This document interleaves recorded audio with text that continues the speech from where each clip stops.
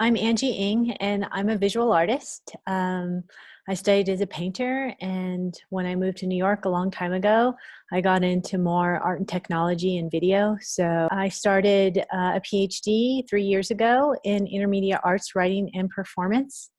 I really experiment with lots of different mediums. So right now, I'm doing an interactive mural. Well, um, lifestyle wise, as an artist who works a lot alone and as a PhD student, like my daily life hasn't changed so much, right? If I compare my life in New York City and my life in Paris, and then that drastic change to Boulder, it's not like I was going to concerts and museums every day because that just doesn't, there's hardly any of that um, in my lifestyle in Boulder. But obviously, a lot of festivals and exhibitions were canceled. I'm both an art organizer and an art instructor as well as an artist. So everything's basically on hold. Um, and so that has been difficult in terms of trying to even organize for the future because people are in crisis mode. So it's the communication is quite difficult. Even if we're planning for 2021 or even for winter, we can't make any concrete decisions. So that part has been challenging. And the idea of socializing on the internet, well, I lived in Ethiopia and I've spent a lot of time in Asia and living in Europe. So I'm quite used to socializing with my friends and family virtually. My organization, Creative Catalyzers, is really about organizing community arts already. And I'm a big gardener. And since we can only stay at home and be outside, and the two stores that are open are McGuckins and Home Depot, besides the grocery store. So I've been there almost every week getting garden supplies. And then I thought, well, this would be something that anybody could do. And you can get really creative because you can't have access to all the stores. So, we were painting tires to make flower containers and vegetable garden containers and getting pallets to make herb gardens. And I thought, well, it'd be really fun to make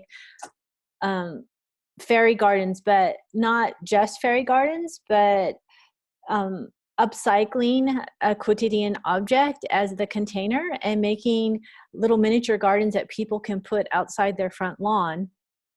And so they're a little bit like shrines, and so people can decide what they want to dedicate their miniature garden to, and then also get really creative, like what do you have in your garage or your junk drawer that you can upcycle to make an avant garden. So that's the idea, and it's open to anybody. I listed it on quite a few sites. Rather than organize a group of people to make these, we can't physically be in place, and it's something that you do outside. I thought, well, let's just open this to anybody in Boulder, and then once people make them, they can show it to me. We can showcase it online, and then maybe one day we can exhibit them. If not, it's okay because they're already out in public for people to walk by and see. We were thinking, or I was thinking, that if enough people participate, it would be a lot of fun for people to take a little tour on their bicycles to check out all the different Avant Gardens, and that I would make labels that they put on the Avant Garden, and it had a QR code so that would link to the website where people can see all the other gardens, and then also have a map.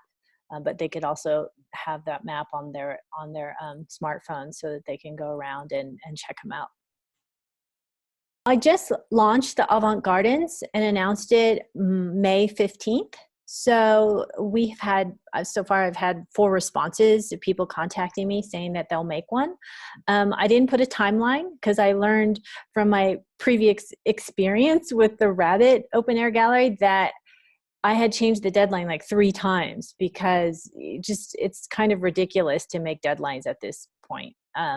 So to be very, very flexible when one is planning anything, give or take a few months, actually.